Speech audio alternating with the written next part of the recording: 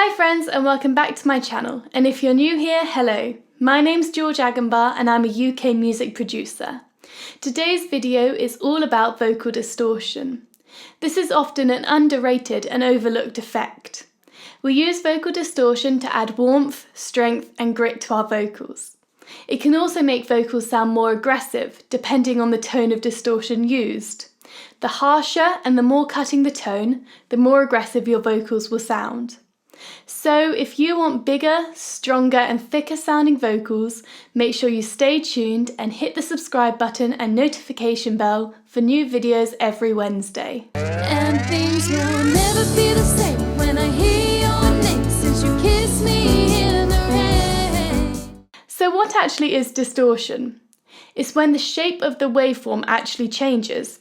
Effectively, it gets distorted.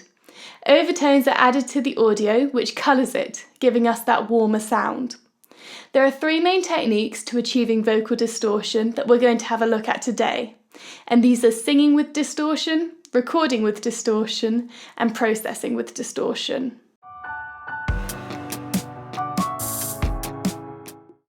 The first technique is using our voice to produce distortion, and this is often described as a gritty or raspy vocal tone. And this tone is due to irregular vibrations because of interruptions in the vocal tract. And these interruptions can be caused by the way we use and place our tongue or by closing our throats. Normal vibrations still happen in the vocal cords, which means that this gritty voice still has pitch and can carry a melody.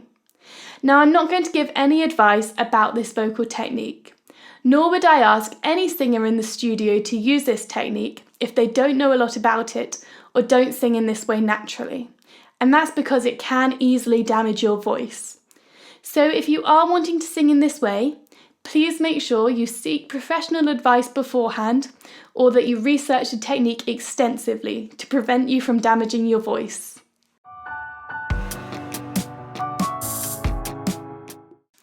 The second technique is recording with distortion.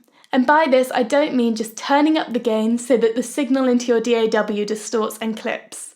That's not the type of distortion we want, nor will it achieve a particularly pleasant sound. To record with distortion, we need a preamp with an input signal level control and an output signal level control. We turn up the input signal so that the vocal distorts, but we then compensate for this by turning down the output signal level.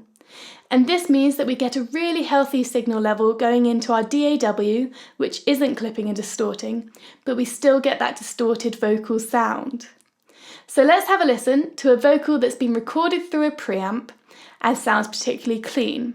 And then let's compare it to a vocal that's been recorded through the same preamp but has been distorted. And things will never be the same when I hear your name since you kissed me in the rain. And every little part of my beat apart can't help but fall apart. And things will never be the same when I hear your name since you kissed me in the rain.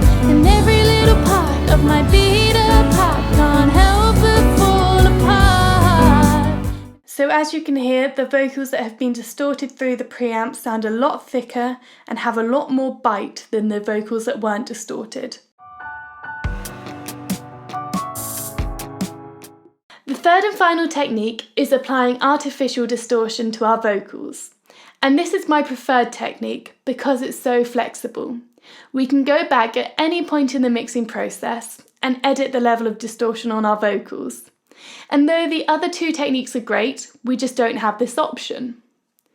So in Logic, we have a choice between overdrive and distortion.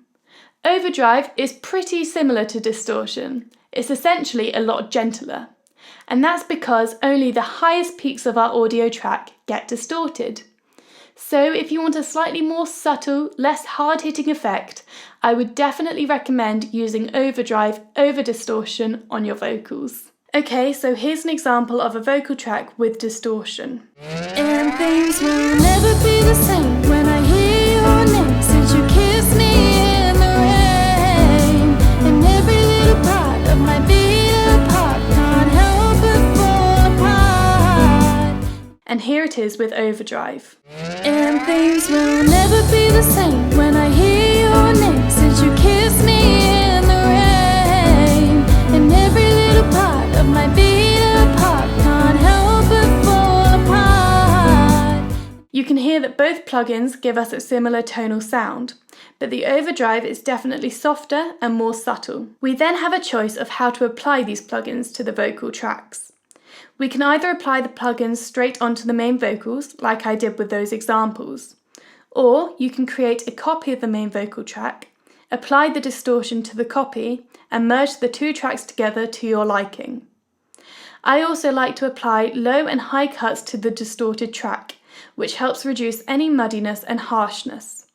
So let's listen to a vocal with the distortion directly applied to it, a vocal with a merged distortion track, and a vocal with a merged and edited distortion track. And things will never be the same when I hear your name. Since you kissed me in the rain, and every little part of my beat-up heart can't help but fall apart.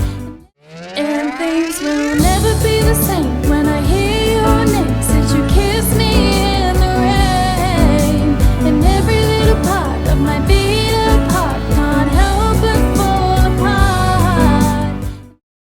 And things will never be the same when I hear your name. Since you kissed me in the rain, and every little part of my beat-up heart can't help but fall apart.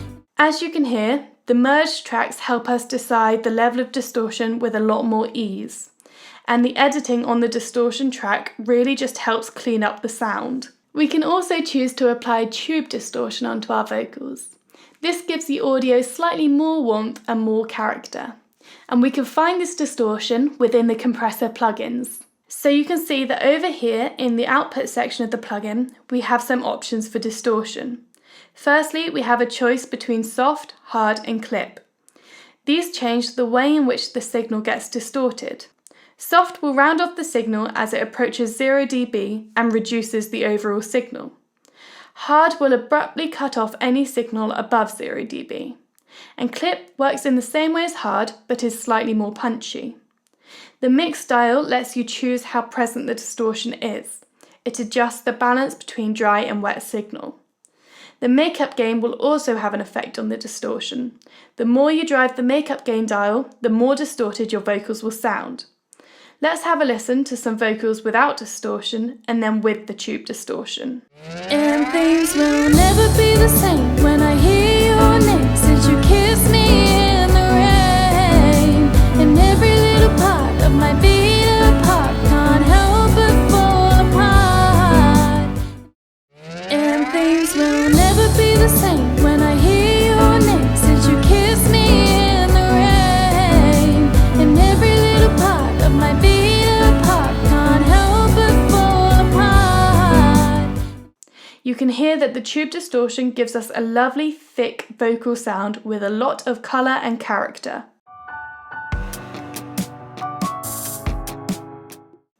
So those are the three main techniques we can use to distort vocals. Vocal distortion can often be quite a daunting effect, and that's because the majority of the time we want to achieve smooth, rich and luscious sounding vocals, qualities we don't necessarily associate with distortion. But hopefully, as you've heard in the examples, the distortion doesn't detract from this. It just makes our vocals sound stronger and thicker. So I would really recommend that you try distorting vocals in some mixes where you feel you just need a bit more power. Thank you so much for watching my video. I hope you found it useful and helpful. Let me know what you thought in the comments below and if there are any other videos you'd like to see in the future. Please make sure you hit the subscribe button and notification bell for new videos every Wednesday, and I will see you again soon.